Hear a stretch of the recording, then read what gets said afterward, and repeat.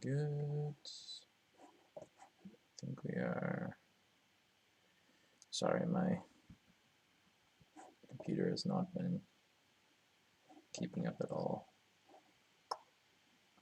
Yes, we are good.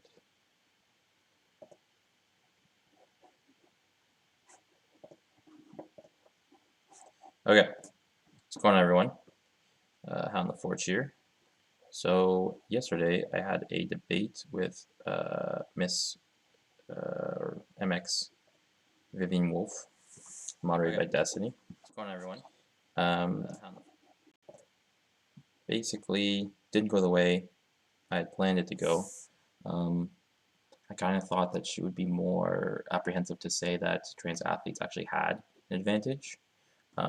She kind of caved really quickly on that, but I honestly didn't even think about the kind of comparative advantage that other athletic features or body features give you in different sports, because for me it just didn't seem like there was anything that kind of came quantitatively even close to testosterone in power sports. So they gave me some good things to think about, and I actually did. And so now I'm going to go over the whole conversation again and see if I can try and rebut arguments that I didn't make, or rebut arguments that I now know that I should have, and kind of concede what I think I learned. Let's do this.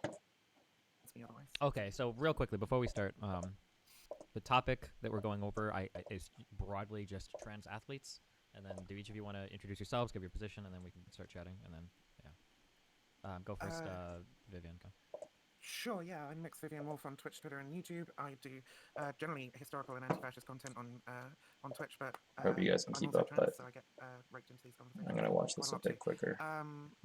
Yeah, I think that's. I think. Oh, my position. My position is that the current rules around gender segregation in sport are not good. Actually, they are pretty unfair. This is one thing that I trans people didn't get to ask her about, is when she said the rules aren't fair towards trans people. I don't understand how that's actually possible, because right now it's at 10 nanomoles per liter, which is still like 2, 4, 6, 8, so like almost 5 times as much as a non-DSD cis female would ever be able to achieve. So I don't know how that's discriminatory, because any trans athlete that would be transitioning would, I don't think there's any way pretty much everything that they would take would more or less completely drain the testosterone out of their body to like even below normal. And so having it that high, I think, is kind of dangerous, actually, because it would allow an athlete to, if they really wanted to, keep their testosterone levels higher, which again isn't the main problem that I have, but just throwing it out there as a kind of beginning thing, which we didn't touch on. Sex, trans men, and so on, and that if we're going to have any kind of conversation around changing those rules around segregation, it should be done with inclusivity in mind, with the idea of getting more people involved and able to compete in sport, rather than excluding trans women from it, because they are not a threat to cis women's sport. All right, the Hound, hit us up. Who are you? What's your position? I go by Hound the Forge on YouTube and Twitch. I'm going to be streaming more regularly after this is released. My position is basically that in sports, there's a breakdown of systems and physiological attributes used. I think this breakdown goes into anaerobic and aerobic exercise. I basically believe that the male advantage that is conferred from a cis male on puberty. Holy shit! Cutting out a lot. I didn't realize that I was cutting out. Holy fuck! Puberty, and then what? And then that will give them an overwhelming advantage, even later in life, even when testosterone is out of their system. Okay. Man, all right. Who wants so fucking bad here. You guys can just talk. So basically, the way that I do this is I don't like take a side on the argument. If I feel like one of you guys is missing the point that the other person is saying, I'll try to help the other person clarify, or I'll try to get a response to the other person. If you guys start calling each other names or shouting at each other, I'll step in, etc., etc. Okay, go hit yourselves up. Go for it. Sounds good. All right. Well, I mean, I guess you'd have to, start by stating your premise and the evidence for your premise. Like, yeah. Yeah. So I almost want to just kind of like a little preamble here and just say that because I don't want people coming and seeing this and thinking that I'm some kind of just transphobe. I know I probably won't convince many people beforehand, but I just think that like I believe in trans rights. I believe that trans people should have protections under the law, and that they should be considered a protected class. Bigotry is real and damaging and a societal problem. So yeah, and that's taken care of. Okay. Basically, I believe that there is enough evidence to show that males who go through male puberty have Holy shit, my mic is go fucking through bad. their own puberty. Wait, hold on, wait, real quick. Are you yeah, using push to talk? No, I tried it, but it wasn't. One sec. Yeah, can we Try it again. try just for a second? The mic is cutting out quite a bit. I gotta fix my fucking setup. Okay. Anyways, basically what I said was that obviously trans rights exist. Trans people are real.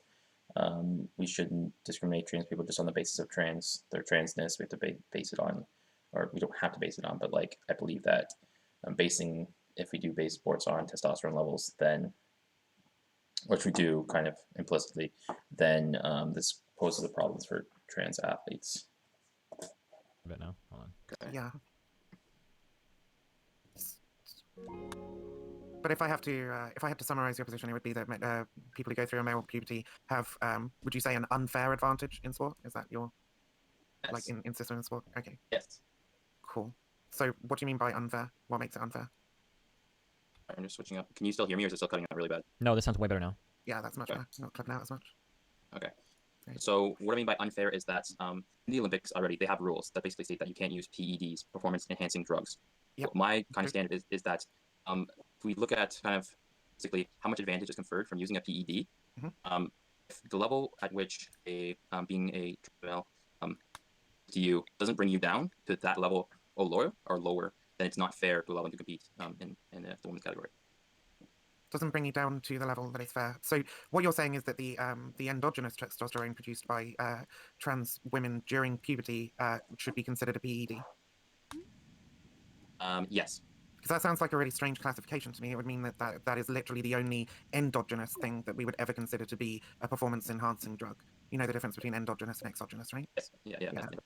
That's kind of true, but not really, as we know with Caster Semenya's case. As far as we know, the court did order her to take a testosterone suppression substance.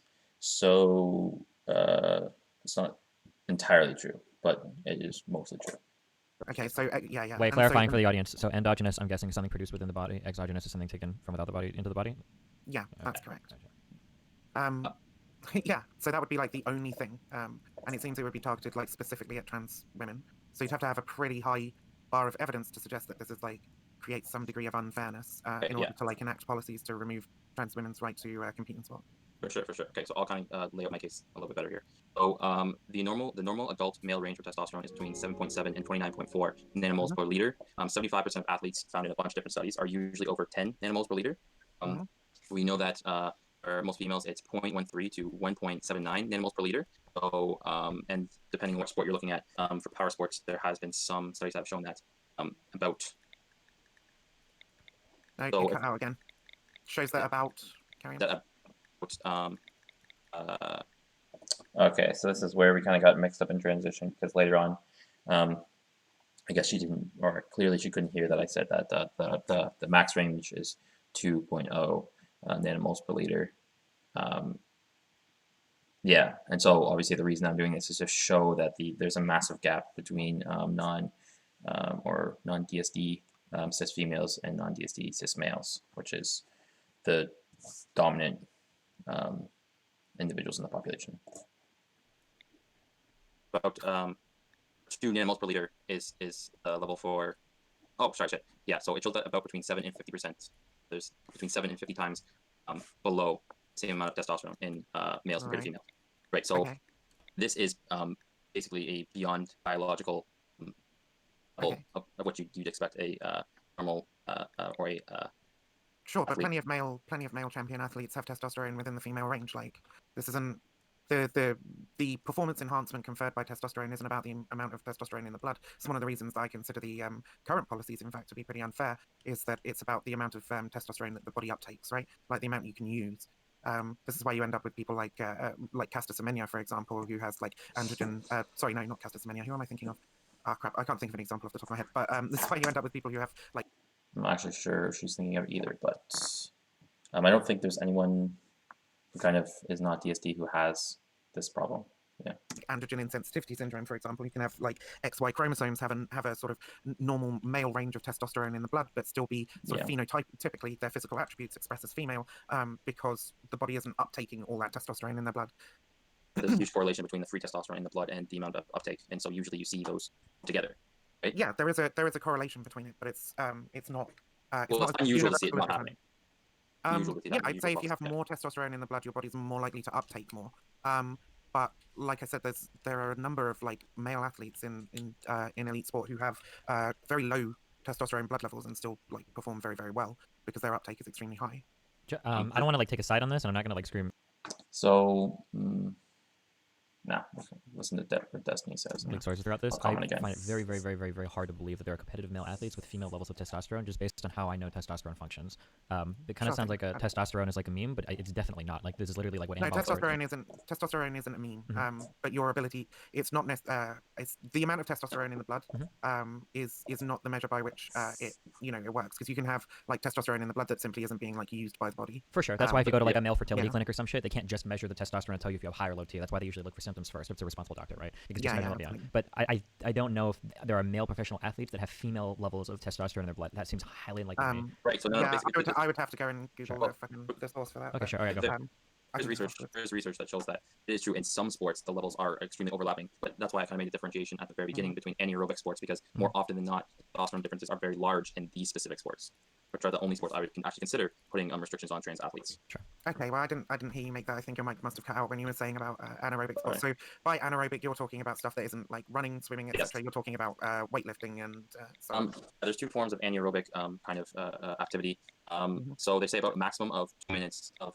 There's 2 minutes is what I said before my mic cut out. Extreme vigorous exercise is like the limit. After that, it's pretty much mostly aerobic. Okay. So this would be like maximum a 200-meter dash. If you're thinking running, weightlifting, shot put, javelin throw, high jump, long jump, those kinds of things. All right. So like just bursts of strength rather than. Yeah. Okay, I got you. All right, and so what's the contention there? Because trans women would have to keep their testosterone like at a level below. I think the IOC puts it at either 4 or 2 nanomoles per liter, right? For like 2 years. The Olympic Committee is still at 10. They're trying to bring it down to 5, but they haven't actually made that decision yet. Yeah, cool. Yeah. So below 10 nanomoles per liter for 2 years, yeah. Okay, so I have a study, and it's not often looked at because it is a mouse study. But what they basically did is they took 2 female mice. They gave one testosterone, another one sham pellets. Trained both of them for 6 weeks, and they detrained them. They let them not train at all for another 6 weeks, which came to almost a decade in human time if you look at the comparative lifespan.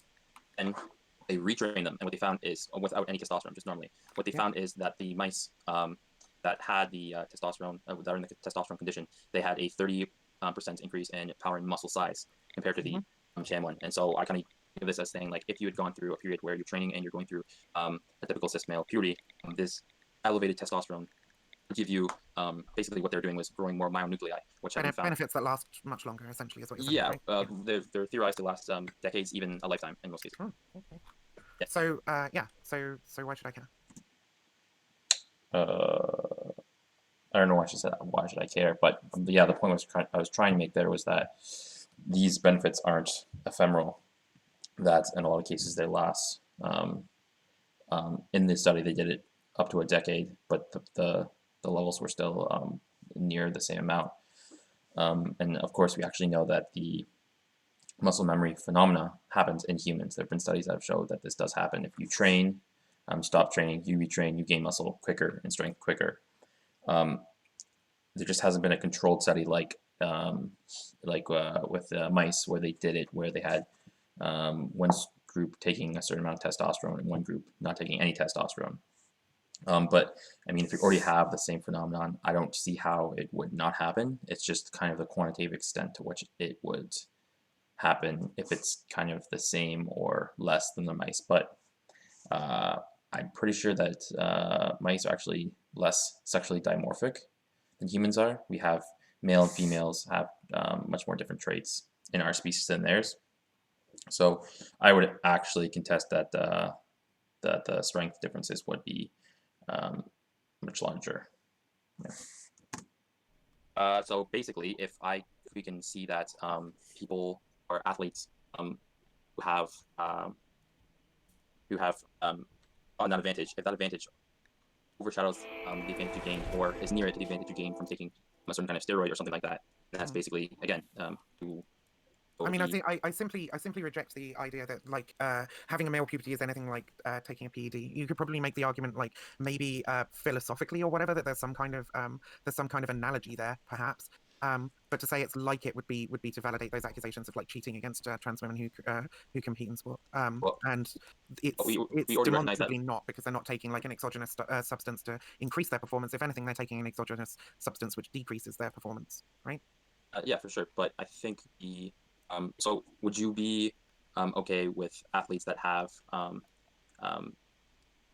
or actually, I think we already answered this question. Basically, that have genetic advantages which are abnormal, and then give them an extreme advantage in some kind of discipline, like Michael Phelps. I know he had a Yeah, genetic I'm disorder. totally okay with that. Sports is inherently kind of like unfair, if you like, right? Because yeah, the entire point of like going and doing training is to gain a like unfair competitive advantage, or at least a competitive advantage over your opponents, right? Like how much time you have in the day available to be able to train could be considered an unfair competitive advantage. Like, so you have to demonstrate, I think, that the unfair competitive advantage that is conferred from male puberty is so drastic. Okay, yeah. So this is where I think she was kind of getting, I guess, a little bit off my central point, which that, yeah, that's true that if you train more than someone else, that's a competitive advantage. But the point is that there's nothing that they can't do to train more. So of course this gets into questions of autonomy and time and, I don't know, economic status and stuff like that, is how much time you actually have to train. But I think the central point is that if you make time to train more, you can catch up to them, where there's nothing that a cis female could do to catch up to a trans woman in testosterone. There's, unless taking an illicit or a PED, a substance. So the difference isn't as I guess, straightforward, or, well, the difference isn't the same at all, to be honest. Yeah. Right, that it removes the ability for like any other athletes outside of that category to compete. And even then, I mean, we still allow Michael Phelps to compete, so what is it specifically about the male puberty that makes it exceptional compared to like any other kind of competitive advantage that somebody might have, either through genetics or just through life circumstance? Well, again, I go back to the differences, the innate differences between cis women and men's testosterone amounts. And when you kind of look at that, if you have a training advantage, that you have this much amount of extra testosterone that would never be achievable Cool. by a female athlete, then that's just, you just have that much more advantage throughout your body for the rest of your life. Right.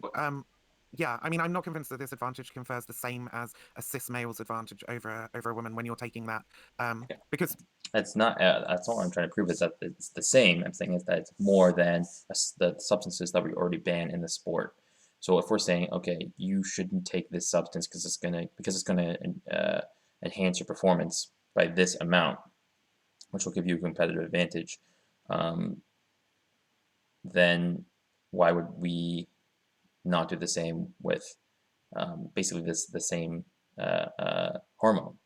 So if we say, okay, you take this, increases your testosterone, it's going to give you this much of a performance boost, but then we say for trans athletes, you don't have to worry about that because, I mean, I get it, it's a discrimination problem, which we'll talk about later on, but the logic is pretty consistent that if you care about this, and I think you should care about that as well, even if you don't want to change the way things are, you almost have to admit that it is an advantage and it is a technically unfair advantage. It's an unbridgeable gap.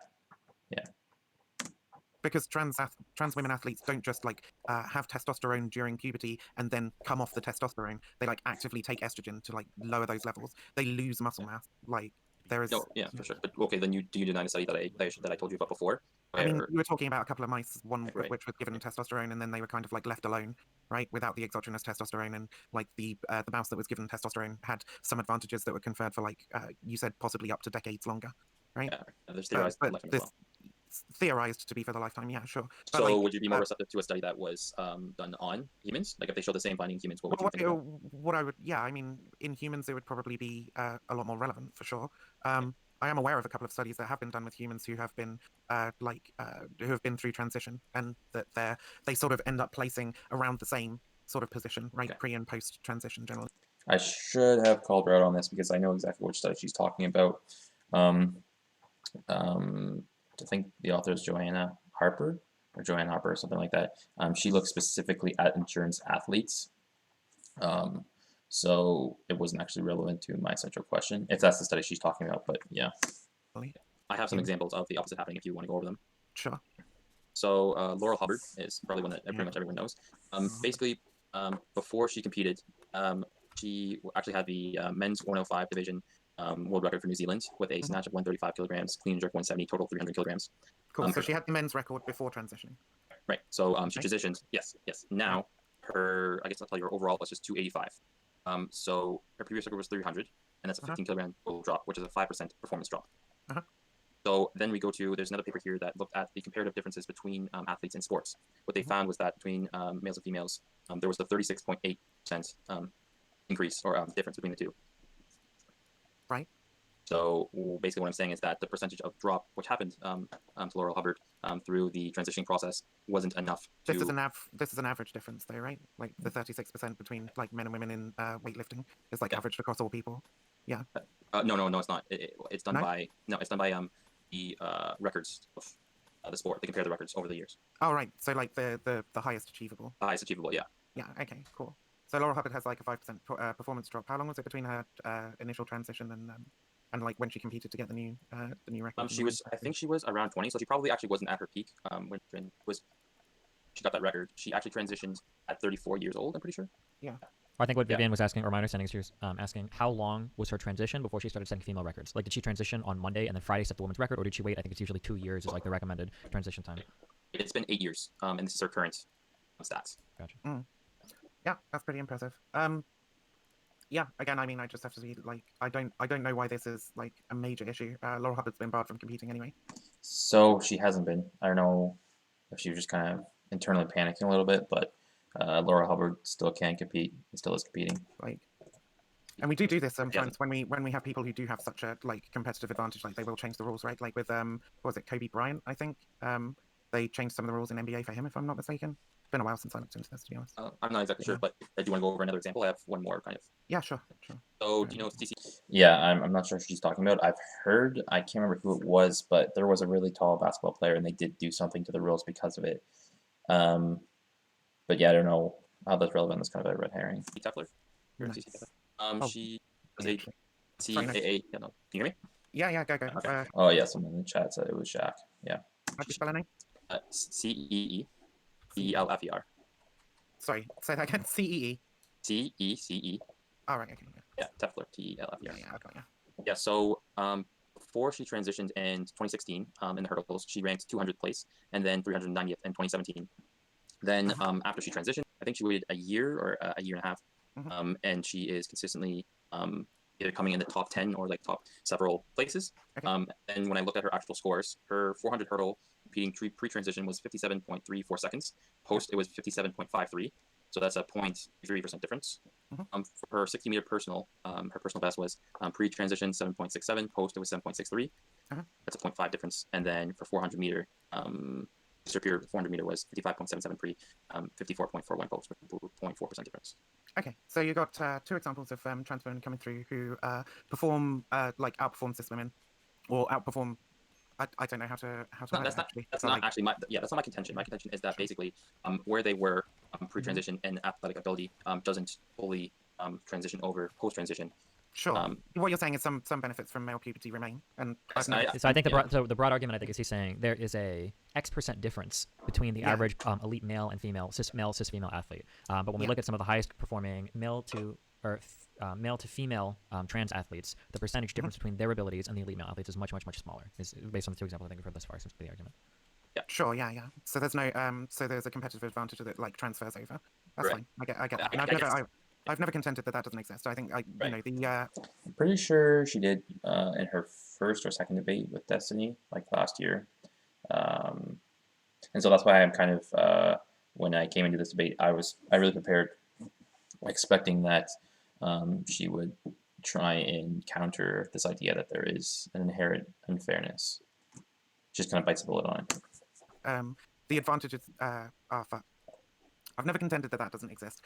What I have contended is that like it isn't really a problem, right? Like Laurel Hubbard is like one trans woman. She's not like there are multiple other like categories in which women are doing perfectly fine, right? Like she just like one area. She did like the clean and jerk, and I think it was it the deadlift? I forget.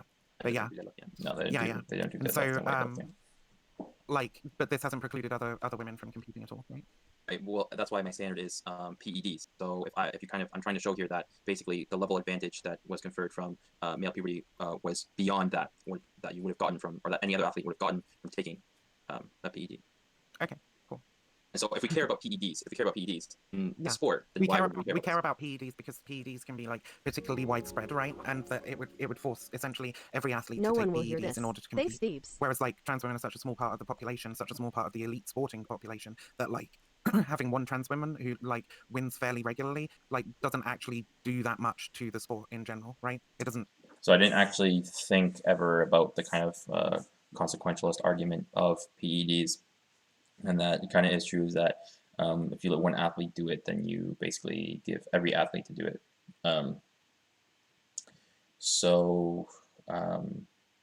I guess that is true in a perspective I didn't actually think about, but then that would also mean that you give trans athletes the right to do it, and then if everyone's doing it and the percentage increase, the performance is the exact same, then we're still at the same problem, basically.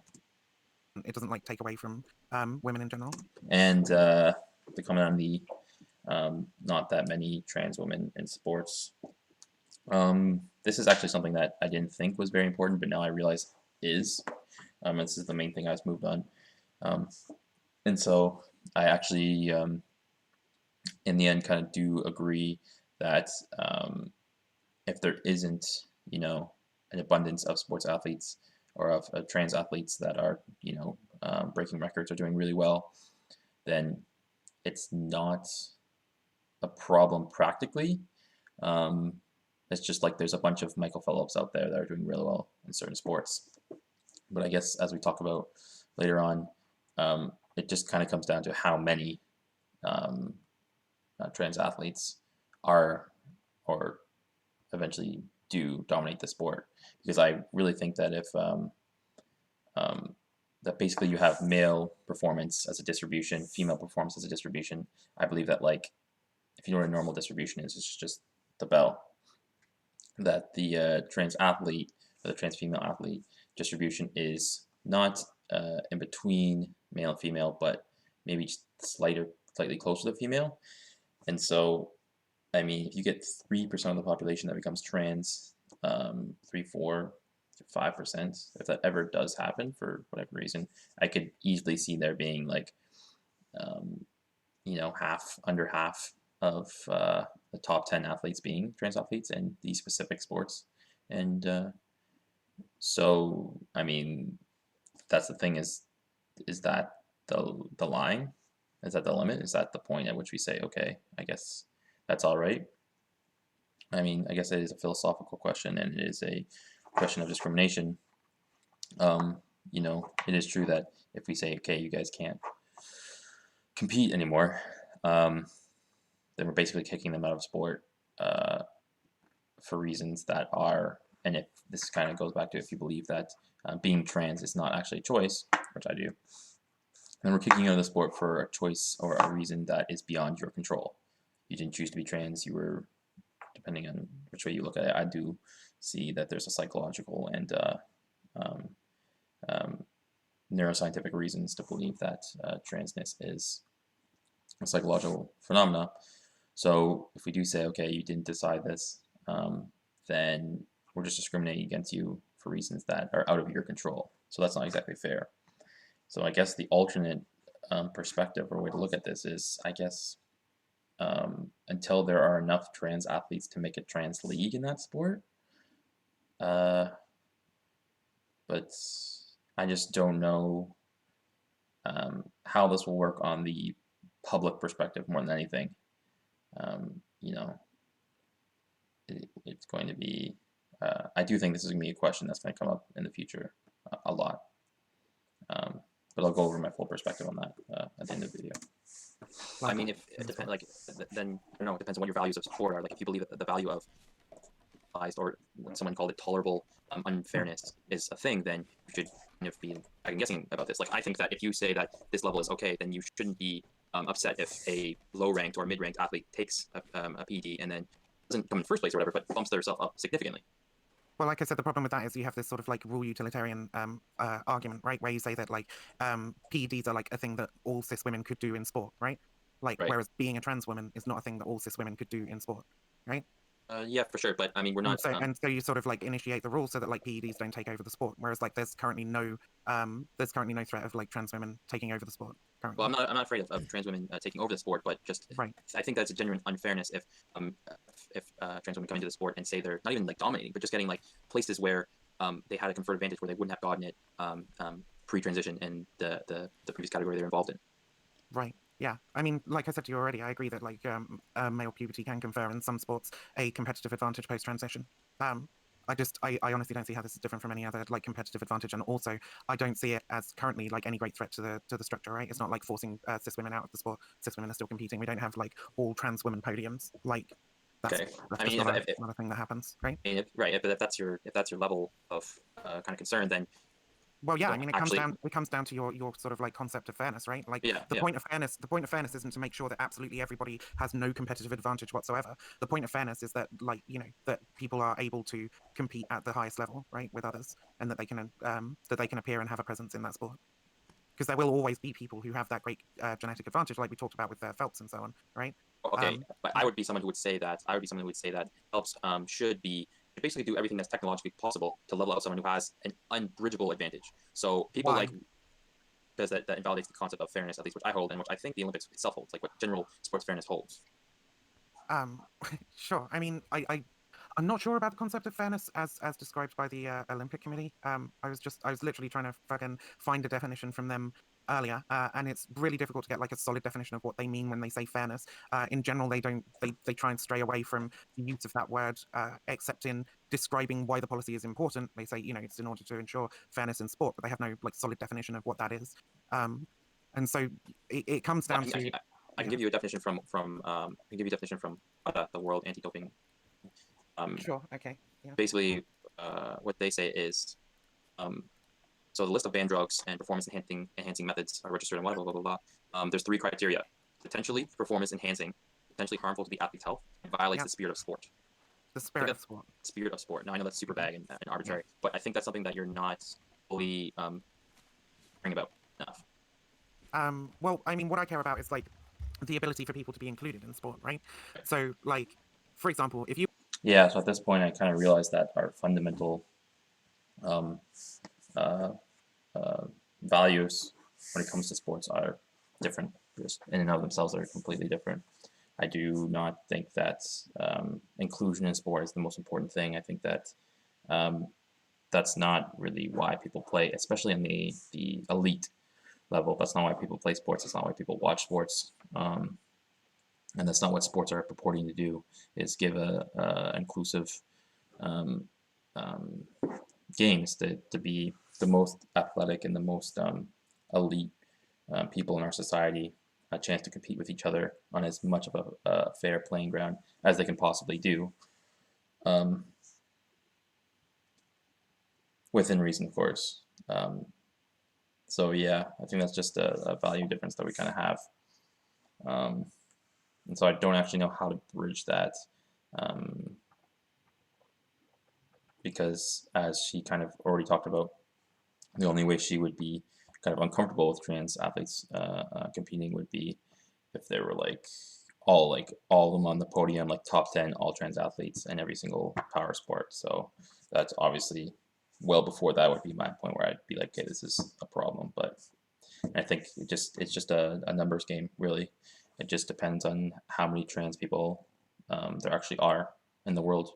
If there's 3-4% of trans people in the world, and I don't even know what the numbers are of trans athletes in sports, but I do believe that there will be a higher percentage of them on the podium than there are compared to their actual population numbers.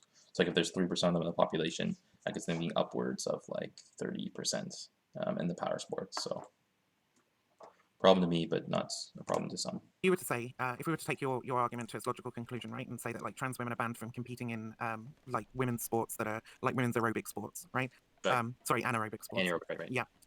Then you would essentially say that trans women are banned from competing in those sports, right? Without No. like completely restructuring how sport works currently. Well, I actually don't think so.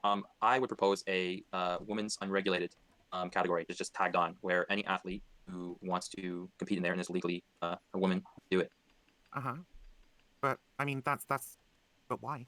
like I said, currently it doesn't seem. Yeah, and so when the unregulated category essentially just be like, aren't you just making a trans only category at that point? No. So I actually would.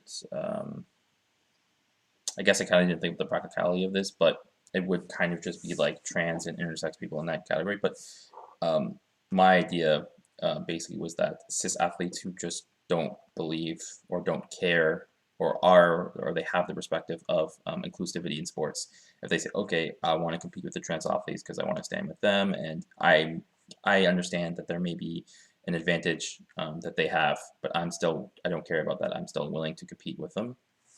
And then possibly even cis athletes who want to take illicit substances and compete.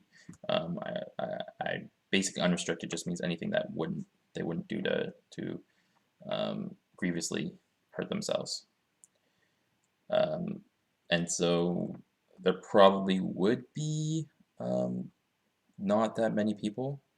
But then, of course, we're only talking about not that many sports to begin with. So I don't know. It is hard to say how many people would actually go into the league, but that was just one solution I kind of came up with. But I do realize that if it really is true that we made that league and it's only trans athletes and cis and intersex or DSD athletes in those sports, that would be kind of unfair and kind of just segregating them. So yeah. The point is that cis women who want to compete with the trans women can do it. It's unregulated. All you have to do is legally be. Well, but like, let's say that you want to like win awards or like be at the top of your division. Why would you ever go into, if you're saying that we need to create this division because it's harder, which is the only reason we need to create this division is that there's an unfair grouping that's happening. If there is an unfair grouping, why would people choose to move from their what you consider a fair grouping to the unfair one where they don't have an advantage? Okay, so I probably should have responded better than I did, but I would basically just say look at Vivian's perspective right there. She cares about inclusivity in sports. I bet you there are a lot of athletes that also value that, and so they would probably jump at the opportunity to support trans athletes and be able to compete at the same high level. Yeah. Wouldn't it literally just be a trans only category effectively? I think there are actually a lot of athletes. There are a lot of athletes that would show solidarity with the trans movement. And I think the problem is kind of a consent thing here. If female athletes want to compete with trans athletes, I think that they have the right to do that, and I think a lot of them actually would. So why don't we do that with like black athletes as well? We should probably move black athletes to the to that unregulated thing as well, right? Because seems like, especially in running, for example, like we should probably have a category like that where like black athletes can compete in the running category, the open running category, and then we just leave like cis white athletes in the sort of like other running category, the official women's running category. No, because there's no inherent advantage in black athletes that is not achievable by other males of other races. Yes. You sure about that? Yeah. Yeah. So if she didn't. I don't know how much she watches sports at all, or like running sports in general. There definitely is like a higher proportion of black athletes in the power, well, some power sports. Not all of them, but again, the point isn't that in practice there is more of a certain kind of person. It's just that, and that that the advantage that they have isn't of the group. The advantage that they have of the group of individuals is not systematically aggressively higher.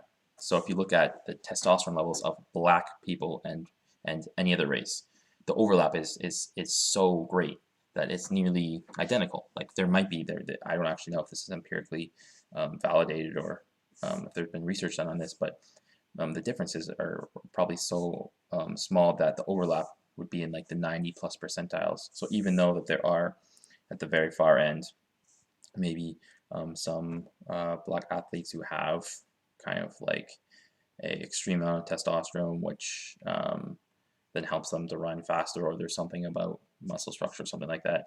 The overlap is So much so that if we actually divided up leagues by race, that we actually find basically the same results. Because as we know in every sport, there is like a mix-up of the different races. Well, most races. So yeah, right. So then, if you look at the distribution between cis females and trans females, the testosterone distribution are no overlapping at all, even a little bit. There is no overlap at all, and so we see the performances, the performance gaps, which are very large in some sports. Others, they're making the top 10, top whatever. But the point is that there are two groups, and there's one group that is systematically higher on some trait than the other group. Like absolutely, like there's no. I'm just going to reiterate. Cis females have average testosterone rates of 0.13 to 2 nanomoles per liter. Trans athletes, if they go through male puberty, the average is between 7 nanomoles per liter and 30.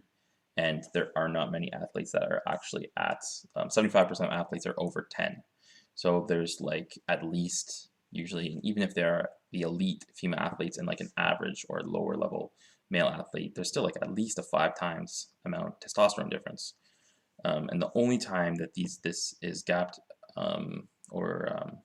that female athletes are near the male distribution is from intersex kind of disorders, genetic disorders, where androgen amounts are much higher. And I also think that there should be kind of controls on that as well, but that's a different topic. But yeah. Have you looked into the statistics around like how many black athletes come like really fucking high in placement in running? I agree, but I'm not talking about outcome. I'm talking about ability to Yeah, reach no, that there level. seems to be a significant genetic advantage for certain ethnicities within running, right? On average, but not absolutely. I would caution that not just, on average, I don't know if that's necessarily if it's significant genetic ability, but there may be some, yeah. Just that word is a little scary, but go ahead. Yeah, I No, think I that mean, you're trying to draw a distinction where there isn't one. I think that the quantitative difference is so large that it goes over the level of fairness that we hold to, which is PEDs. okay. Well, So here, you're real quick for this analogy. So what Vivian is saying is like, let's say that we had a certain activity. Let's say that we had a certain did you say the an anaerobic activity is where the biggest advantage is present, right? I imagine. Yes. Yeah. So the largest, let's say that you had an anaerobic activity, and in that anaerobic activity, let's say 95% of the people that were taking medals and winning were trans women, right? You would say that that's probably a problem, I imagine, right? Hound. Yeah. So if we say that same thing exists, now you're not saying that all trans women will beat all cis women, or that no cis women could ever win first. They could, but there would still be a significant advantage there on average. So what Vivian is saying, well, let's look at certain like even certain aerobic events, or I think sprinting, I think would be considered an aerobic event. If we look at something like sprinting, and we see that the majority of the winners there are Kenyan, right? I think in the Olympics are typically the ones that do the best there. Like 95% of the winners there are Kenyan. Do you think there should be some separation there, a different category created for them because they seem to have some, even if it's just a slight genetic advantage there, that gives them an edge at the top? My kind of thing, again, I go back to the fact that so yeah, I kind of missed their point here, but they're basically saying is that if you look at the practicality of things, you're saying that trans athletes place well in cis female sports, but they don't dominate and they don't overwhelm the sport. So if you look at different sports where black athletes do better than white athletes systematically, how is that any different? I would basically just say is that there is a mechanism for trans athletes to do systematically better. And so again, it's just a numbers game. How many trans athletes are in the sport, and then you just the probability that they're going to be in a much higher place is exponentially higher than a black athlete in some sport where black athletes traditionally dominate. So again, it just comes down to like how much are you willing to be like, okay, there is an advantage, but we just don't care because there isn't that much of a practical application. It just, I don't know, people have different lines and how many trans athletes in first, second place, third place, you know, top 10s that people care about. The female testosterone difference is unbridgeable, and there's no average genetic difference between the Kenyans and any other race that isn't unbridgeable. There'll always be an athlete that could hit that level. Whether or not they come out in performance, I mean the actual biological mechanism. Wait, can you explain that again? So basically, a trans athlete goes through male puberty, they have between 7 to even possibly 20 more times the amount of testosterone. This isn't achievable, but it's not even in the same range for a cis athlete. So what I'm saying is that the difference is that for the Kenyan athletes, there is no level which they have which isn't logically achievable by any other race. Do we care more about the hormones or more about the results? Like, let's say that everything you're saying is true even in humans, but let's say that trans athletes just aren't really. Let's say that about 1% of the population is trans, and let's say when we start looking across all like Olympic medal winners and top place finishers, let's say about 1% of them are trans. Do you think it's still a problem at that point? Depends on, depends on how high up. I mean, you just go back down to the rules. I understand we're doing. Yeah, so I guess I just wasn't receptive to this point for some reason, but yeah, basically, he is right where. Why should we care if it's not actually a borne-out problem, even if they have a mechanism which they're doing better? And I guess from a societal perspective, it's probably better that we don't care, being a viewer of the sport. But I mean, if you just look at the different perspectives, like, I guess it kind of sucked for the athletes at least to know that there is someone with a systematic advantage competing in your sport. So I don't know how much weight we put on those values or those perspectives, but he is right that if the practicality isn't there, then what really is the problem? Yeah. Kind of like a utilitarian kind of weighing the cost and the benefit here, but I feel like sports itself are kind of based on the ontological framework of thesis, the kind of the rules that we have. We kind of want to. Well, yeah. So spirit of sport. That's what you're talking about. Yeah. So just to clarify, so what Vivian's original point was that you're saying you're taking this approach to where there's like a spirit of rule in the game, and what Vivian's argument is that you've chosen to draw this distinction around levels of androgen, but we could theoretically pick, rather than hormones, we could pick some genetic markers and put a barrier around that as well. The example that I give that I think is a little bit more tangible would be height in the NBA. Like, should there be different groupings of height in the NBA? Because it seems to be more competitive when you're taller and you don't really have, aside from getting proper nutrition as a child, and even that arguably you don't control, you don't really have much control over that. So Vivian's question is, why draw it over androgen versus any other random genetic marker? Why pick a hormone instead of a gene or something? Oh, okay. So because what I was explaining is that there is no height that I say, if you're going to do it, break it down by race, that a black athlete could get to, that theoretically a white athlete couldn't get to. Yeah, but you can't. Okay, but jeez. But we're talking about the difference between like short and tall people here. We're not talking about like the difference between white and black people now, right? Like, height is a good example that Destiny used. I went for the most fucking like controversial one, but like obviously it seems that in the NBA, like, height is incredibly fucking important, right? Like, no 5'4" fucking person is going to be competing in the NBA. Well, careful, it happens. It's just very, very, very rare. Just, you don't get an element of technicality. So, I can't think of any 5'4" person in the NBA, but maybe I don't know enough about the NBA. But it's incredibly important, right? So this means that you've got a whole class of people that are basically unable to compete entirely, right? Simply because of like their genetic characteristics, right? Things that are unchangeable, immutable. You can't train to get taller, right? So like, why make this distinction around height and not around? Make this distinction around. Where what do I set here to make them to make them cut trees? Is it not plant cut? What is it? I don't see chop wood here. I believe that the testosterone matters. I honestly think the degree of impact is like much greater in terms of height, right? Like, the idea that somebody who's less than 6 foot is probably much less likely to be able to compete in the NBA than a cis woman, for example, is able to compete in any sport that like trans women are competing in. Do you think there's like a 36%? You said something like that, right? With weightlifters, there's like a 36% difference between like cis males and cis females? What? Okay, so I actually thought about this a lot, and still didn't get it at the beginning. Didn't get it, and like there doesn't seem like there's something wrong here, and I can't actually tell. And again, the reason is because of, and this goes back to kind of their central point, is the practicality of it. So, are there groups of 5'5" basketball players and groups of 7-foot basketball players only? No, there isn't.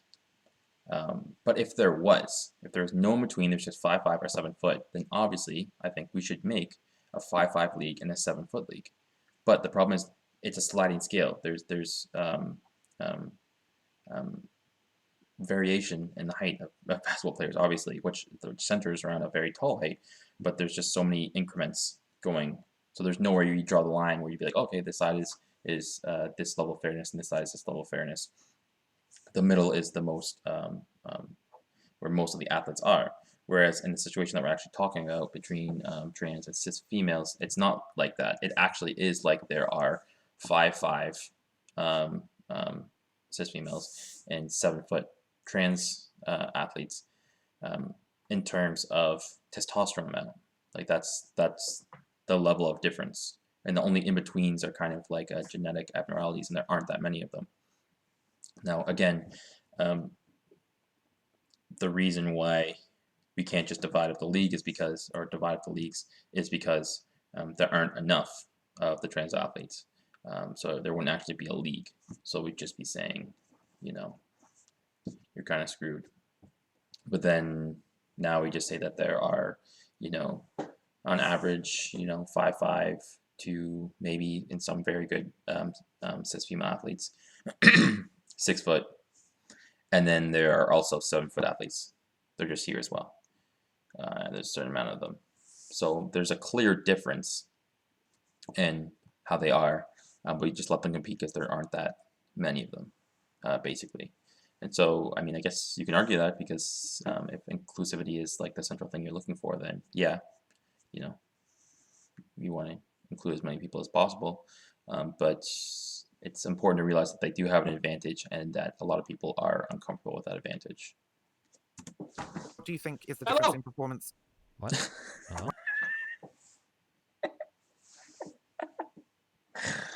Okay, my dog was fucking barking, so I yelled, and I have a mute push to mute button, so I pressed it, but I don't know why it didn't mute.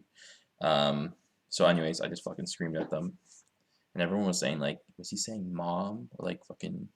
I don't even know. No, I was just yelling my dog's name. Her name is Shiloh.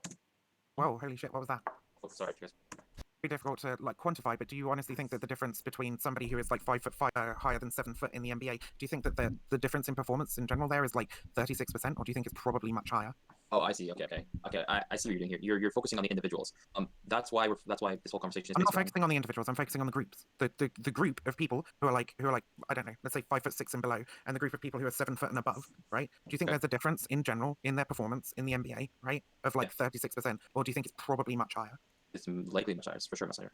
Right. Okay. I agree. We probably don't have stats on this, but I think it's pretty clear to see that it would be much higher, right? Right. So why don't we say that like you know, we need a different division for people of all different heights and a different I mean, I don't know. I guess for basketball it'd be hard because they're shooting and there are tons of people who are shorter who can shoot well. But I'm just thinking of a sport where this wouldn't be the case, where you just had a dunk or something like that.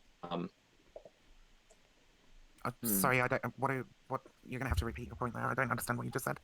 I just meant that like you can be a good NBA player and be short because of the shooting factor. You can be really good at shooting and you don't need to be tall.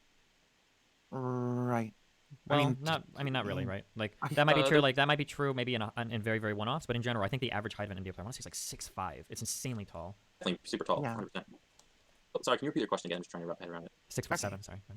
Okay, really simply, right? Yeah. The group of people that are 5'5" and below, and the group of people that are 7 foot and above. The advantage between the difference in performance between them, right, is, I think we both agree, much larger than the difference between trans women and cis women in any sport, right? Right. Okay, cool. As long as we agree with that premise. I just think that you drawing the line at that is kind of cherry picking. I mean, why is it not cherry picking when you're talking about testosterone? Because there are two kind of distinct groups we're looking at here with big averages. I can see two distinct groups: people who are less than 5'6" and people who are greater than 7 foot. So, yeah. So basically, she's not building a practical or meaningful difference between these groups. So there's no practical application where 5'5" people and 7 foot people are distinct groups in the NBA, as I already went over, and yeah, it's not meaningful like the trans and cis debate because there are these huge differences between these athletes that are kind of happening right now, and we do see that bear out in performance differences. Yeah. those are two distinct groups. You can definitely that's a solid freaking line that you can divide people into. Okay, but now we're not talking about elite athletes. We're just talking about random people on the street, right? Why would we? I mean, we're not talking about elite athletes right now because everybody 5'6" and below, or the vast majority of people 5'6" and below, just literally cannot compete at all, right? If you're 5'6" in college and you're like, I really want to be a basketball player, and you train really, really fucking hard, chances are you're still probably not going to make it, right? Right. Whereas, like, if you're 7 foot and above and you train really, really fucking hard, you're much more likely to make it, right? Right. Yeah, that's true. Cool. So what we're saying is that people who are 5'6" and below are basically shut out of the NBA, pretty much. Whereas cis women don't seem to be shut out of any of these sports, right? So it seems much more pressing to me to start making new categories based around height, because height seems to have much more of an effect on sport than like. Depending on the sport. I know we're just using the NBA as an example here, but like there's other sports in which height has plays a particularly large advantage as well. Things like the high jump and so on. I had a list a couple of months ago, but yeah. Like I say, I haven't talked about this for a while. All my evidence is all over my computer. I understand your point. You're not I understand your point. I just don't. Oh, you understand it. Okay, cool. Understand it. I just don't understand kind of why this is completely relevant. So what Vivian is saying is that you've drawn a distinction around androgen or testosterone. This is the thing that you're taking into account. You've identified two groups, we call them roughly male and female, that have different levels of androgen, and you think that there ought to be a separator here to keep sports fair. But it looks like, in the purposes of, say, long-distance running, we could draw groups around, like, Kenyans and non-Kenyans. Or for basketball, we could draw circles around people that are above 6'4" and below 6'4". And that in some of these cases, the advantages on those people seem even more extreme. That the chances of a cis woman beating a... Okay, here, so when he said the below 6'4" and above 6'4", the problem is that the line blurs. And so what is the difference between 6'3" and 6'4" in performance? That's all totally up to individual differences and stuff like that. That's not a meaningful distinction. And with the Kenyans versus other athletes thing, that might actually have a bit more of a point in that, because I do know that there are a ton of Kenyans and Ethiopians who win marathons and long distance Olympic running, but again, it's not absolute, and again, the physiological reasons, as far as I know, aren't anything that are like super physiological, like they would, like how the testosterone levels are for trans athletes, puberty. So that wouldn't be comparable. Trans woman is actually much higher than a basketball team full of 5'5" players against 6'7" players. So the question is, what is the justification for creating entirely different divisions based on the androgen thing when we wouldn't do the same for different races in long distance running or different heights of people in basketball playing, I guess, would be the question. Again, all I would say is that the quantitative difference between a trans woman and cis woman in testosterone kind of, for some reason, your argument isn't salient. I don't know why it's just not picking up with me, but it doesn't seem like it's practical in any way that the situation or how things actually are right now. Well, so an analog to how it can be practical is in combat sports, we usually have weight classes. Couldn't we instill like more of those classes across almost every single sport? Like, for instance, why don't you have height classes in the NBA? Why don't you have a 5'5" to 5'8" league and then like a 5'9" to 6'2" league and like a 6'3" to 6'7" league? Kind of like how, or for marathon running, why don't we have like a Kenyan league, an Ethiopian league, an American league? So this better kind of gets at his point. Again, you'd have to empirically prove the mechanistic and performance advantage between the lines drawn in the heights for, like, say for basketball or something like that. Like, why do we have a 5'4" to 5'8" league, and how is that different from the 5'9" to 6'1" league? Like, is there an extreme difference between those two? I don't think so. I think you can do that for each different one, each different grouping of people, to show that there is a blending and there might be a level of like 6'5", which is the perfect height, because when you're super fucking tall, it's hard to move really quick. You're not that agile, like Shaq fucking bumbling all over the place. What were the other examples? League and like 6'3" to 6'7" league, kind of like how, or for marathon running, why don't we have like a Kenyan league, an Ethiopian league, an American league? Again, you'd have to prove the empirical differences between, first, the mechanistic biological differences between the groups of people. So what is it that Kenyans or Ethiopians have that other races don't have? Is that like an actual empirical difference? Like, what do the normal distributions of those traits look like on each of the races? And as far as I know, that's not the same as it would be with trans athletes. Yeah, I haven't actually thought about this at all. I just don't see why we, and if you agree with the statement, for example, right, that like trans women are women, which I assume from your disclaimers at the beginning that you do agree with that, right? And the you know, the IOC and the various sports organizations also agree with that, because they determine basically sex based on your legally recognized gender in the country, in your country of residence. Then, like, when you're not talking about somebody taking an exogenous substance, right? When they're not deliberately cheating in order to gain this competitive advantage, when they are in fact taking exogenous substances which reduce their performance ability, I can't see how you could say, you know, well, we should exclude them because of this particular genetic factor. They're still women, so you've got to have like a good reason that this genetic factor is more important to you than any other genetic factor. I guess just the raw ability which it conveys on an individual. Yeah, so I'm maybe just certain races and like certain types of like athletic events. Like, I mean, I that's just my keep point. going over my we've argument just demonstrated that like other genetic because components. I couldn't kind of put this into cogent thoughts in the moment. A much greater advantage. So if we're not regulating those, why is this particular one that you want to regulate special? Let's see. I haven't actually thought about this. I really don't know how to respond. Okay, so I have a question for Vivian. Would you have a problem if we got to the point to where 50 to 70% of all of the cis women's, I just say women's world records started to be held by trans women? Do you think that would become problematic? Yes. If we were to reach that point, let's say that we so we're going down a hypothetical road. Let's say that we have normalized. I mean, I already have a problem with how like sports is done at the moment, anyway, right? I think that sure, but we have to work. We're not going to dismantle all sports, right? It's a part of culture. It's probably here to stay for the foreseeable. Yeah, no, future. I don't want to dismantle. So we have to work within, whether we think it's dumb or not. We have to work within that confine.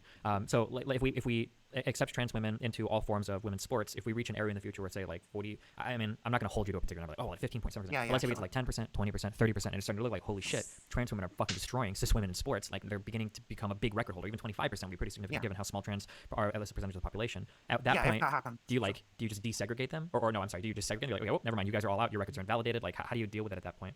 Well, yeah, I mean, I would already argue that the rules that we currently have are unfair, right? And that if we were to make significant changes to the rules, like that would stop that from like ever happening. I don't think that that's a likely thing to happen anyway. But let's say the amount of trans people keeps increasing, and suddenly it's like 50% of the population, and you know they're hitting all the fucking podiums in the women's category, and cis women can't compete. Then absolutely, right? Because my whole position from the very beginning has always been that if we are to talk about how to segregate sport in a different way, we should do it from a point of inclusivity, right? Currently, cis women are not being excluded from sport.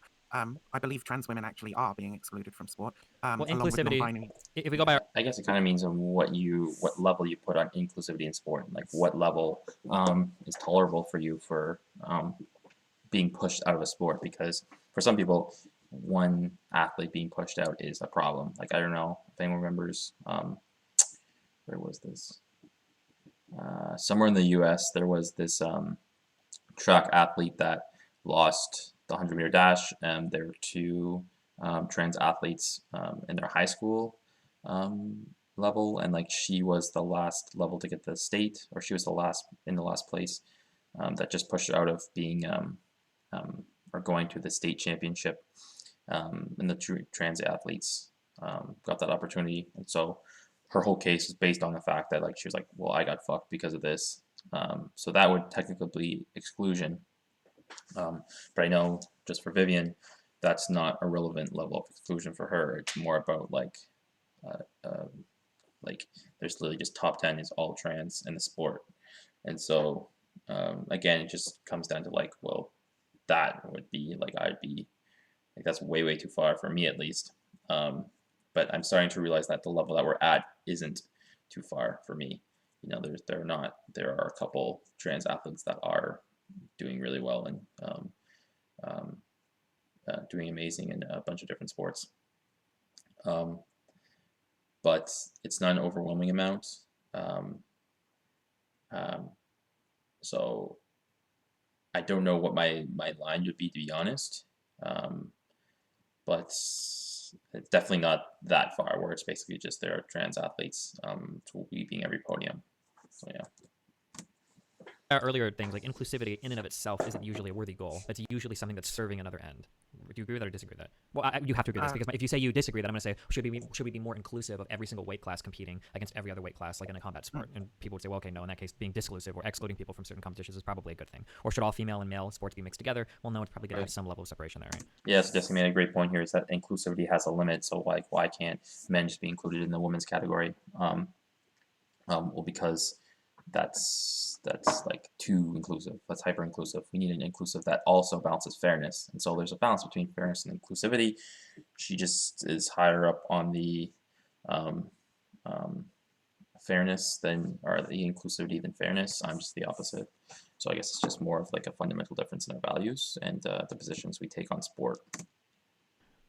I'm not sure about the all-female and male sports being mixed together. In all honesty, I think there's a possibility that that could be done if I you think had across like certain weight classes, or if you had certain like leagues or whatever. But like, it's it's pretty complicated shit. yeah, it might be possible, but you would have to start drawing way more restrictions in order to make that work, right? Like the worst male NBA team could probably destroy the best female WNBA team like 30 times. Like it would be an insane. Probably, yeah. Mostly from the height difference, actually. Sure, yeah, or even Yeah, I mean, what it's the been fuck is demonstrated in happening right tennis as well, right? But so yeah, so it seems like some level of exclusion is probably good to make sports somewhat competitive. For Yeah. Holy fuck, that was weird. I could not play this video. Okay, yeah. So, what did this thing just say? Fuck. What was he talking about? I mean, but demonstrated in tennis as well, right? But so. Oh yeah. Okay, so like, when she said she wasn't sure about men and women competing in the same league, that would be an absolute catastrophe. There are like 99% of the sports, it would be dominated by men, 100%. No doubt in my mind about that. Even if you divvy it up by weight class, it doesn't matter. So, yeah, I think that if we already keep the level of inclusivity below that, then again, this is just one or a couple steps below that. It really is just a couple steps below that, and so I find that a problem, basically. But yeah, so it seems like some level of exclusion is probably good to make sports somewhat competitive. Yeah, I mean, but it's exclusion in the name of inclusion, right? The reason that we exclude certain categories, certain people from a category, is in order that other people can compete, right? Yeah. It's always in the name of inclusivity, right? It's always in the name of like having the maximal amount of people being able to compete. Not everybody, right? Well, no, that's actually one perspective on it, but the other perspective is that we hold fairness as something inherently good and inherently important in sports, and so. If we see a group that can't bridge this level of fairness, then we do things about it. That's exactly the reason why Caster Semenya had her case against her, because we saw that there possibly could be an unbridgeable gap, and so the IOC did something about it. Yeah. But the maximal amount of people being able to compete, yeah. So the answer to your question is yes. If trans women started dominating, I would be okay with a new league, and that new league would actually have a chance of fucking succeeding at that point as well, right? If you've got all champion like trans athletes and there's shitloads of them around, then maybe you could have another league. But currently, if you're talking about separating trans women out into another league, you're talking about removing them from sport entirely, because there's just not enough trans women athletes in order to make that league, in order to even put together a fucking race when it comes to things like cycling and so on, right? Yeah. Like, yeah, I think there's about 20 trans cyclists, and only like 2 or 3 of them are coming in like high placings. Yeah. Where is your line, or like the level at which you'd be like, okay, I'm uncomfortable with level of kind of trans position in the sport? I mean, it's hard to like put an exact line on it, like we said earlier, but I think, but yeah, I mean, they'd have to be pretty dominant, right? You'd have to like start seeing podiums where it's like all trans women and no cis women are like ever included. You'd have to see, instead of just seeing a trans woman win once, like in the case of Dr. Rachel McKinnon with the cycling thing, and then lose like the next 11 races, they would have. I think I probably should have called her out on this, but basically, the competition that Rachel did the best in, as I would have predicted, is the 200-meter dash, or whatever they call it in track cycling. And she's not as good as the long range ones, or the long distance ones, again because of the power advantage gained from male puberty. So yeah, have to be consistently winning every single race all the time, and that would have to be like across the entire sport with trans women involved. I just say my line is less far than yours. Well, your line seems to be, if some trans women win some of the time, then that's bad, which seems. No, I think that there's mechanistic like physiological reasons why they would have an advantage beyond taking a drug or something like that, and then like, because of that fact, it's just they'll get higher places than they would have. Yeah, but again, we're saying. Yeah, so I kind of missed the point here. Basically, they go back to like the but what about in the real world kind of aspect? Like, okay, that's cool, there's a mechanism, whatever, but how does it actually play out in the real world? And like, if there's one trans athlete in a sport and they have the advantage, then why does it even matter, kind of thing? The same can be said about height. There's a lot of people that would be way worse at basketball if they were a different height, right? Or people that would be way worse at swimming if their body composition was slightly different, like the length of their torso compared to their legs or their arms, right? That they have no control over, that others have no control over. I wonder what a short people's league would look like in basketball, honestly. It'd be be good at shooting, probably. Could be interesting. Yeah, for sure. It would definitely change the nature of the game, right? Like the game would like completely change in the way that people play it, for sure. Probably. Yeah. Okay. Yeah, well, Sorry, yeah, that's just a side note. Anyway. that was pretty much everything I had. Yeah. Okay. Have anything else that you want? Just you want to find out, like, quicker? I mean, no, not really. Just that if trans women are women, they should be able to compete in women's sport, right? And if you're going to exclude them for this reason of like something that their body produces naturally, then it's got to be, you've got to have that consistent policy across all naturally occurring like things within somebody's body, right? So first of all, the trans women are women thing is kind of a cop-out because, of course, trans women are women, but women have different experiences in life, and they have that includes biological experiences, and so they group. So cis women have typical biological experiences which are much different in general from trans women, and not even in general, almost absolutely. There's very little crossing, especially or depending on what time, what age the trans woman transitioned. So that's not a good analogy for actually looking at, okay, what are the biological traits? If you say woman or woman, you're kind of saying they have woman biology. They're women, they have woman biology. So what's the problem? Yeah. Yeah. So you wouldn't consider something where it's like it's actually not naturally occurring for cis women to have testosterone levels higher than 2 nanomoles per liter? Like you wouldn't find that be an unnatural? I mean, it does naturally occur though. What are you talking about? Not in like 46XX cis women, like the. What? You mean like no 46XX woman has testosterone levels of over 2 nanomoles per liter? Well, not 2 nanomoles per liter, but like that's like the 99 percentile. Like I mean, go above that is usually hypergonadism, and it's like a form of intersex. Actually, meant hypergonadism, but yeah, there is no 46XX females that have levels above like 2. Like that's like hitting the pinnacle of usually athletic ability. A lot of like really fat athletes are at that level, but beyond that, it's usually caused for some outside genetic influence. I mean, some of the time, yeah. Yeah. But I mean, we still consider those intersex people women, right? Like. Yeah, I understand, Sure. but I would. So I guess I don't know why I didn't push back on this, but of course we consider them women, but that's not actually the point. What I'm trying to say is that the differences between the sexes are quantifiable and absolute. They really are absolute. And so when you say, okay, well, there's intersex people, and we consider them women. Well, that's true, but I would also consider putting restrictions on the level of testosterone that they have. Yeah. I would also, even if it's naturally occurring, but I would also say that they. So you want to divide people up by chromosomes? No, by for advantage, performance by testosterone advantage that conveys from testosterone. That specifically conveys from testosterone. Yes. See, I would much rather divide people up by just advantage, right?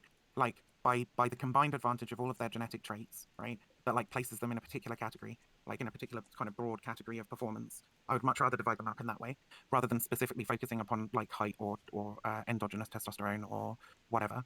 I'd much rather divide people up by just performance, and I don't think there's any reasonable justification to focus in on specifically the testosterone that they once had in their blood. Yeah, there definitely is a justification, and I told you why the justification is, but it is true that if you kind of want to know how an athlete does, you have to take a holistic perspective, and when you look at it from a holistic perspective, there is tons of overlap. So, I mean, yeah, that is true. I just, again, I think testosterone is in a league of its own in terms of actual like performance enhancement. There's nothing that compares to it, and the fact that it is so important as an athletic molecule, and then pair that with the difference between the two groups, I think that is cause for concern. Well, bonus mean XQC lost to there might be that grow from having testosterone in your body and training proceed throughout your life. Yeah, and none of these, the advantage conferred by height continues throughout your life as well. It's pretty rare for a person to like get significantly shorter during their lifespan. So yeah, I guess there's just no such thing as like a height growth machine which people could just use, whereas there are things like steroids which athletes do use and which are banned. You can give somebody HGH as they're growing up. Think of them. Yeah. Could do that. That would also be wrong, right? I mean, not necessarily, right? Because if they don't have any of it in their blood by the time they get to, you know, Yeah, by the time they get to specific. competing, like they're not going to be picked up on any doping tests or whatever. Take HDS during puberty. Okay. But that would be an exogenous substance as well. Yeah. Well, what if like a bunch of different parents spread out over the world decided to like get a doctor to if their children have like genetic advances in sports? The children go to play the sports, and then they find out that they had some kind of innate advantage given to them, which is unachievable by the general population. What would you think of that? Okay, so what I actually try to say here, might kind of fuck ton, is that imagine that there are like a society of parents that decide that they want to have their kids to be super physiologically good at a certain sport. So they get like a doctor or something like that to give children, literally say a steroid or something like that, in their birth that will stay with them their whole life or something like that. And then they go and let them play the sport. And then they want to play the sport. What do we say to them? Because they didn't choose this, but they still want to play the sport, but they still have a super physiological difference. And there's a systematic pattern. So you know the group of people who it is, say it's some weird cult or something like that. Like how would you deal with that? If you'd say it's fine, then it just comes down to a numbers game. Like what if it's like there's like, I don't even know, like thousands of them, and then they start to dominate the sport, or at least like be much higher place on average compared to their actual number in the population. Like then what would you do? I mean, that's sort of in a roundabout way how they do scouting for athletes in college now, isn't it? Like they go and they look for people who are like the best of the best in the collegiate level, and then they take them to professional, right? Yeah, but I'd say yeah, like you know, XQC, more like like the doctor, the ShiftQC. advantage Fuck that you, they give them is something that's XQC. not biologically achievable. Oh, what, they get a doctor to go and give them a substance which gives them? Yeah, yeah. Yeah, no, I don't. I wouldn't be for that, obviously. My point is. So if she, I don't know what she meant by wouldn't be for that. If she means like I wouldn't be for that and I wouldn't let them compete, then she's kind of contradicting herself when it comes to trans athletes. But she could also say that, well, we'd have to do something to get the parents to stop doing this legally or something like that because that's a problem. But yeah. So I think it's wrong. For example, with the case of Casta Semenya, you know about her, right? She had a disorder of sexual development. I believe it was XY-gonadal dysgenesis, but I can't. XQC lost to a B can't even CD.GG. Bonus me or you so she naturally WAYA. produced like more testosterone and uptook more testosterone than sort of the average cis woman, right? Right. And the IOC and the IAAF like saw fit to exclude her from sport on that basis, unless she took substances to reduce her ability to compete, essentially. And I'm kind of against that violation of somebody's like autonomy to that degree. I believe that, as the IOC says, sport is a human right, right? And I don't think that we should be forcing people to take exogenous substances in order to be able to compete in the categories. So this kind of then would invalidate her ideas on the category differences between males and females, because if it's the case that it's naturally occurring and it's okay, then what's say in the future there's a way for us to have trans athletes to have feminization procedures without lowering the levels of testosterone at all. Then what? They have the same testosterone as they did when they were male. It's naturally occurring though, and they identify as female. So you know what is the actual problem? They want to compete. That's my. Okay. Yeah. I can see your position now better when you give the high example. I just think that I don't know, if we're going to value not taking PDs in a sport, then it just seems like if there are well, yeah, but again, we're talking about exogenous versus endogenous, right? We're talking about somebody deliberately taking a substance to give them a performative advantage, right? Well, right, but then what's the problem? Again, as I just said, what's the problem with allowing a an athlete who transitions but doesn't want to lower their levels of testosterone? Why is that a problem then? It's endogenous. It's just their levels of testosterone. So what's the problem? Right. Which would mean that basically everybody in that sport would have to then take that substance, otherwise they're just not going to be able to compete. It's like one of the major problems of like early bodybuilding and all that sort of shit, right? That's why so many. And so this kind of, I guess, again, comes to the numbers, because if we believe that the advantage given to trans athletes through puberty is like a massive amount of testosterone, then you can make the same case that for other athletes to compete in some sports, power sports, right now, they would also have to take steroids. But that doesn't happen. And so, yeah, it's a weird situation. Any bodybuilders fucking died because they were like hopped up on steroids all the time. I see. So the intent kind of something that you think is extremely important? Sorry? The intent of the athlete? Oh, the intent. No, I don't necessarily think it's the intent. I mean, everybody wants to have that competitive advantage. That's the whole point of training. It's the outside influence, right? The pressure for somebody to like literally take substances that could harm them, in order to be able to compete with other people. And when the sports organizations say that is necessary, right? You absolutely must do that, or you can't compete. That's pretty fucked to me, especially. But then, yeah, okay. As I said before, same thing that would happen with a trans athlete that doesn't want to take testosterone suppressing substances. It's the exact same thing. It's endogenous. What's wrong? If she thinks that there's nothing wrong with endogenous substances or endogenous levels of hormones, then there's nothing wrong with an athlete not actually transitioning their testosterone. Especially if you consider sport a human right in the same way that myself and the IOC do.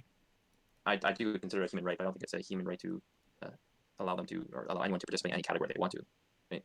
So that's why I believe that. I think this is a justified division if we made, as I said before, like a regulated category. Any justified division has to not exclude, right? Because at this point you're talking about discriminating against trans women in such a way as to make their ability to compete unviable. Like, so this was, I guess a kill shot on her side is that actually is true. Is that the burden of proof to be able to discriminate someone has to be really, really high. I did show that, but then what we'd basically be doing is just discriminating against trans people on something that they can't control because they don't choose to be trans. If you believe that, which I do, then, and that's not fair at all.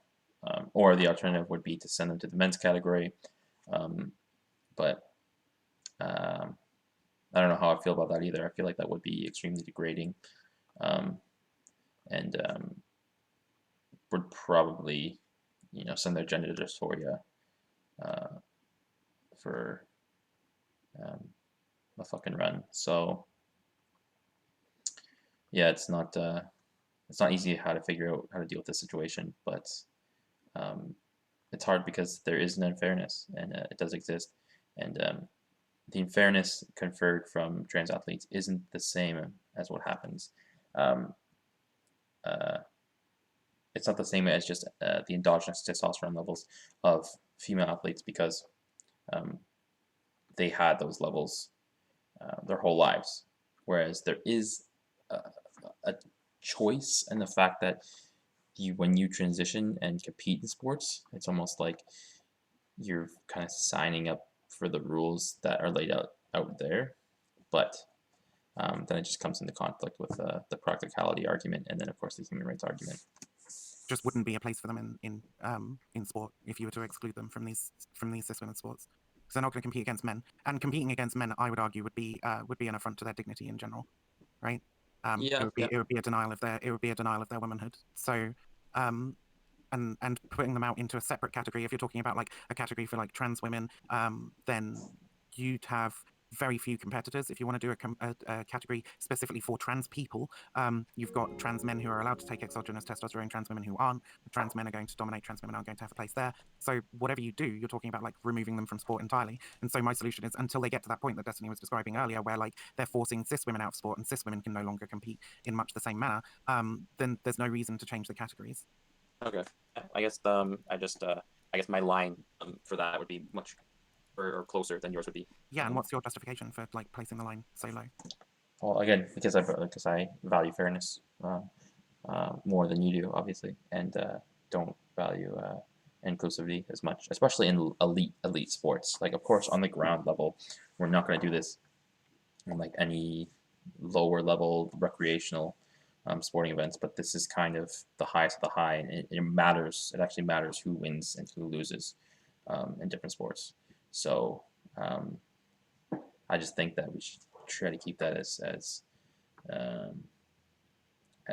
fair as we can. That inclusivity isn't the central variable that we're thinking about in mind when people are playing the sports. But well, I believe that the advantage is Good Okay. job. You did it without screaming at each other. I'm proud of both. Get my same argument, the advantage beyond what? Yeah, and then we get back into the height thing and blah blah blah. All right, fair enough. Okay, well, That's pretty circular. Good Okay. job. You did it without screaming at each other. I'm proud of both of you. Okay. Hey, I never scream at anybody, Destiny. I'm not a streamer to begin with. Yeah, I was kind of Are surprised. you friends with a fuzzy person? Most of the debates I've seen Vivian with, she's like fucking gone off on people. So I don't know if I was just more chill of a debate interlocutor or what happened, but yeah, it was a pretty good debate.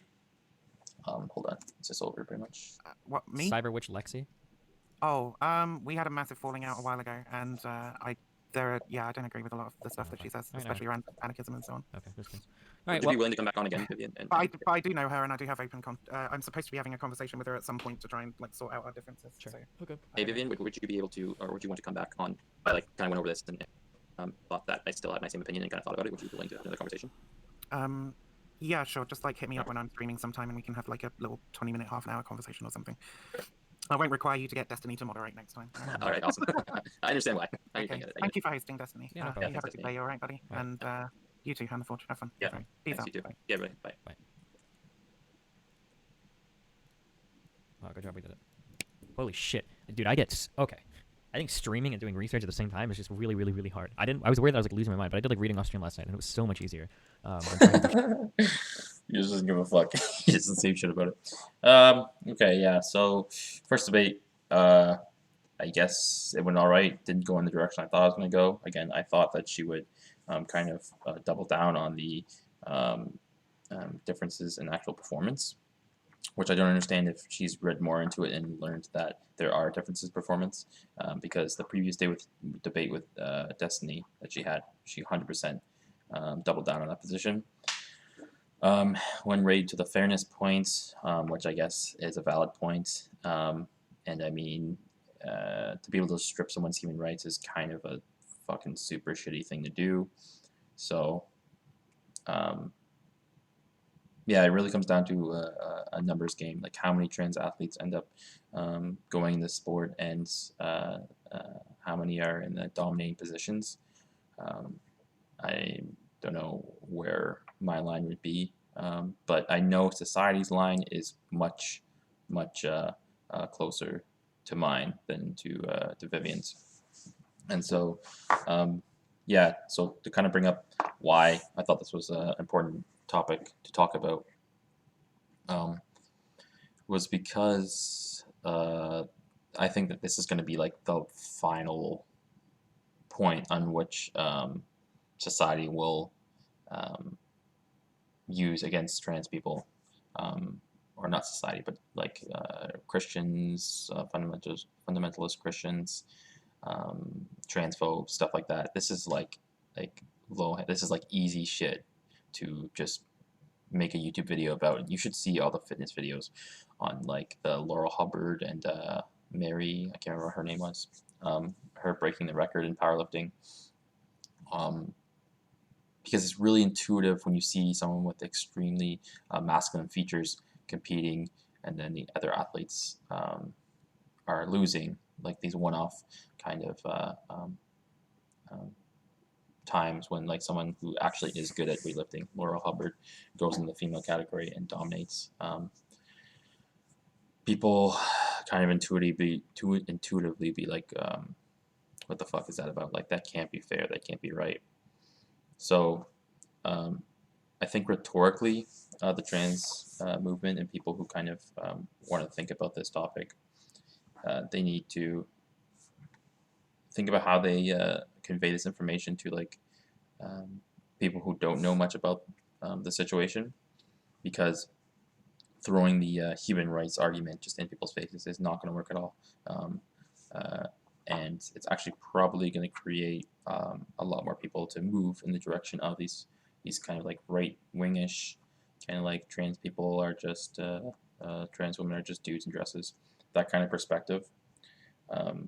Because if they care about this and they go and see a video of someone just bashing a trans athlete without going into the science or the fairness aspects of it or anything, then it's an easy gateway into kind of like the alt-right ideology. So it's important in that respect, and unfortunately, I didn't get that across. But actually, some people thought it was a good debate in Destiny's chat. Anyways, yeah, I probably won't actually call Vivian back again, because I think I went over my arguments here, and even though I think that the height argument is fallacious, and there are still some logical inconsistencies in her thinking, it comes down to the fact that basically barring an athlete from competing at all from a human rights perspective is not a good move. And so until there are enough trans and intersex athletes to make a league on their own that would be successful, or if there's enough cis athletes that want to create a league participating with trans athletes, until that time, then probably just keep it the same, and it just is a fact of nature that trans athletes have kind of this advantage, and cis athletes don't, but there aren't that many trans athletes in the sport, so the actual existential threat to cis females competing in the sports that they want to compete in isn't that big. All right, so yeah, that's it for me today. I have a couple other debates planned. We'll see how those go, see if anyone's even interested in them. No one seemed to be too interested in this one, but yeah. Thanks for listening, and take it easy, everybody.